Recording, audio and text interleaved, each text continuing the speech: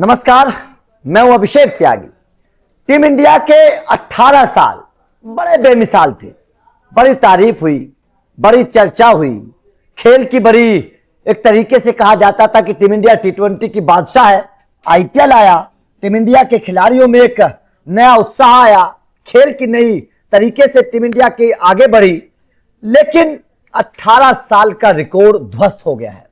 South Africa के खिलाफ जिस तरीके से टीम इंडिया को हार का सामना करना पड़ा, टीम इंडिया के नाम कुछ शर्मनाक रिकॉर्ड दर्ज हो गए जो नहीं होने चाहिए थे। जाहिर तौर पर अपने घर में खेल रहे हैं, साउथ अफ्रीका को के खिलाफ जिस तरीके से बड़ी हार टीम इंडिया को मिली है, इसलिए कहीं ना कहीं कई तरीके के सवाल खड़े कर दिए। ये सवाल ना केवल कोचिंग के ऊपर है, सवाल ना केवल सिलेक्शन के ऊपर है, सवाल अब रणनीति के तौर पर भी खड़े हो रहे हैं और सवाल टीम इंडिया के आने वाले भविष्य के तौर पर भी खड़े हो रहे हैं। क्योंकि इस मुकाबले में टीम इंडिया की हार केवल एक हार नहीं थी, बल्कि टीम इंडिया के लिए एक तरीके से हाहाकार है। इस हार के बाद अब टीम इंडिया चारों तरफ से आलोचनाओं का सामना टीम इंडिया को करना पड़ रहा है। खासतौर पर कोच गौतम गंभीर के लिए यह हार किसी सदमे से कम नहीं है। अब टीम इंडिया के नाम कौन कौन से शर्मनाक रिकॉर्ड दर्ज हुए, चलिए इस बारे में एक बार बता देते हैं, ग्राफिक्स के माध्यम से आपको समझाते हैं। दरअसल सबसे पहला जो शर्मनाक रिकॉर्ड है वो ये है कि घर में भारत की सबसे बड़ी हार। भारतीय टीम का घरेलू मैदान पर यह 96वां टी20 इंटरनेशनल मैच था। पहले 95 मैचों में कभी भी टीम इंडिया को मैच में 50 से उससे ज्यादा रनों से नहीं हार मिली थी।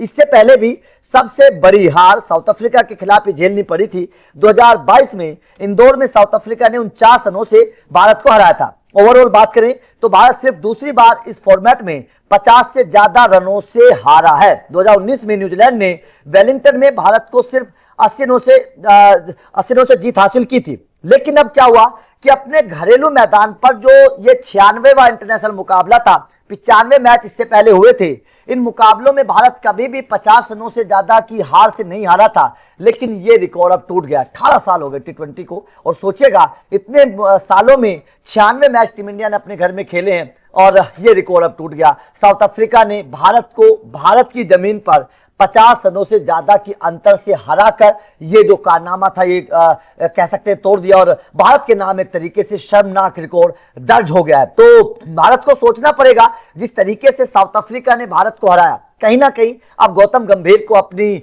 रणनीति बदलनी पड़ेगी। क्योंकि साउथ अफ्रीका को हम जितना हल्का समझ बैठे थे, जितना कमजोर समझ बैठे थे, उतनी कमजोर साउथ अफ्रीका असलियत में है नहीं। साउथ अफ्रीका ने टेस्ट क्रिकेट में बताया हमें, टी20 क्रिकेट में भी वो हमें बता रही है कि उन्हें हल्के में लेने की गलती ना की जाए। वो भारत को भारत के मैदान पर हराने की काबिलियत ताकत रखती है।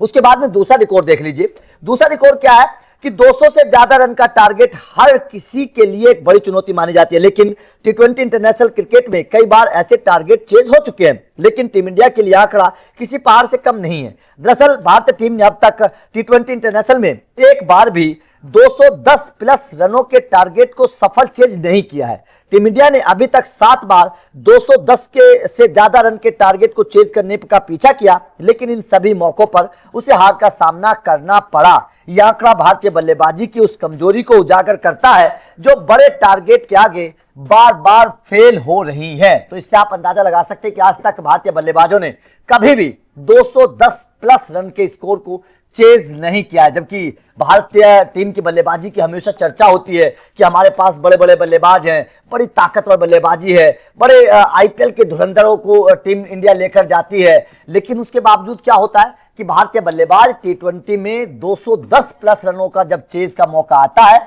तो टीम इंडिया फेल हो जाती है। यह जाहिर तौर पर टीम इंडिया के नाम एक बहुत शर्मनाक रिकॉर्ड दर्ज हुआ है कि आज तक इतने दिन तक टी20 इंटरनेशनल के इतिहास में, और भारत को तो टी20 का मास्टर इसलिए भी माना जाता है, मजबूत टीम, क्योंकि हमारे बल्लेबाज आईपीएल खेलते हैं। 3 महीने का ये लगभग टूर्नामेंट होता है और इस टूर्नामेंट में टी20 बहुत सारा क्रिकेट खेला जाता है। भारतीय बल्लेबाज अपनी पिच के लिए आदी हैं और दुनिया भर में अब टी20 क्रिकेट ज्यादा खेला जा रहा है। लेकिन भारतीय बल्लेबाज अभी भी 210 प्लस रन को चेज नहीं कर पाए, स्कोर को चेज नहीं कर पाए। ये जाहिर तौर पर थोड़ा सा समझना पड़ेगा कि रन चेज के मामले में, खासतौर पर टी20 में जब बड़ा स्कोर होता है तो हमारी बल्लेबाजी फेल हो जाती है। जबकि धुरंधर बल्लेबाजों की चर्चा हमेशा होती है, कागजों पर बड़े नाम है, लेकिन काम बड़ा नहीं कर पाते हैं। सवाल सबसे बड़ा यही है। और गौतम गंभीर बड़ी चर्चा करते थे कि भाई साहब हम ऐसी टीम बनाएंगे जो टेस्ट क्रिकेट की बात अगर मैं करूं कि जो एक दिन में 450 रन बना दे, हमारे बल्लेबाज तूफानी अंदाज में बल्लेबाजी करें। कैसे करेंगे? रणनीतिक तौर पर वो काम जमीन पर नजर नहीं आ रहा है, जो टीम इंडिया जिस तरीके से हार रही है। तो जाहिर तौर पर यह साउथ अफ्रीका के खिलाफ केवल हार नहीं है, इस हार के बाद हाहाकार मचा हुआ है। गंभीर के ऊपर सवाल है, रणनीतिक तौर पर कई तरीके के सवाल खड़े हो रहे हैं कि आप बड़े रन को चेज नहीं कर पा रहे, जबकि आप उनके गेंदबाजों के खिलाफ, अच्छे गेंदबाजों के खिलाफ, अर्शदीप सिंह जो आईपीएल इसी मैदान पर खेलेंगे, वो इस मैदान पर प्रैक्टिस करते हैं, जसप्रीत बुमराह जिन्हें दुनिया का सबसे अच्छे गेंदबाजों में गिना जाता है, हार्दिक पांड्या जो दुनिया के सबसे अच्छे ऑलराउंडर्स में से एक है, वो वरुण चक्रवर्ती जो पिछले एक साल में सबसे बेहतर गेंदबाजी करके सामने आए हैं, उन गेंदबाजों के खिलाफ साउथ अफ्रीका 200 से ज्यादा रन बना देती है और भारतीय बल्लेबाज अपनी पिच पर फेल हो जाते हैं। ये जाहिर तौर पर एक बहुत बड़ा सवाल टीम इंडिया के सामने खड़ा हो रहा है। तो सवाल ये भी है कि 18 सालों का जो रिकॉर्ड अपने घर में हमारा था कि हम कभी भी 50 रनों से ज्यादा के स्कोर से नहीं हारे थे, वो शर्मनाक रिकॉर्ड भी टूट गया है। तो ये टीम इंडिया को सोचना पड़ेगा। 2 शर्मनाक रिकॉर्ड हमारे नाम दर्ज हुए हैं और इनके बारे में थोड़ा सा गौतम गंभीर को रणनीतिक तौर पर काम करना पड़ेगा। टीम इंडिया की बल्लेबाजी पूरी तरीके से फेल रही। आप चाहे बात टेस्ट सीरीज की करिए, वहां पर टीम इंडिया की बल्लेबाजी पूरी तरीके से फेल रही, एक पारी में भी 200 रन नहीं बना पाए। और बात चाहे आप टी20 सीरीज की कर लीजिए, यहां पर भी टीम इंडिया की बल्लेबाजी पूरी तरीके से कोलैप्स कर गई। तो मतलब साफ है कि गेंदबाज अपना काम कर रहे हैं, लेकिन बल्लेबाज कहीं ना कहीं पूरी तरीके से फेल होते जा रहे हैं। बल्लेबाजी वो जिम्मेदारी लेकर काम नहीं कर रही है जिस जिम्मेदारी की चर्चा होती है, या फिर जिस ताकत की चर्चा हम टीम इंडिया के लिए करते हैं कि भारतीय टीम बड़ी मजबूत बल्लेबाजी के साथ उतरती है, खासतौर पर टी20 की अगर हम बात करें।